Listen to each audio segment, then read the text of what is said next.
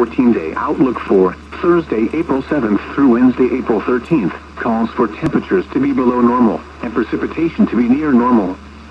Normal highs for the period are between 60 and 65 degrees, and normal lows are around 40.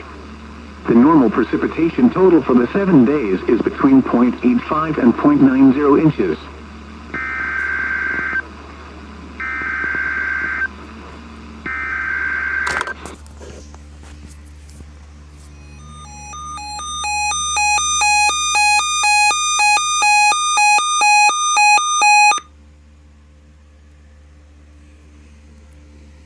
Thunderstorm watch number 81, effective until 1 a.m. Eastern Daylight Time Thursday.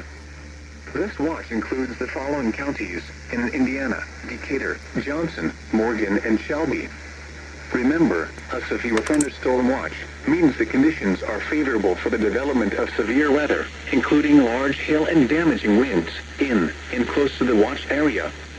While severe weather may not be imminent, persons should remain alert for rapidly changing weather conditions and listen for later statements and possible warnings.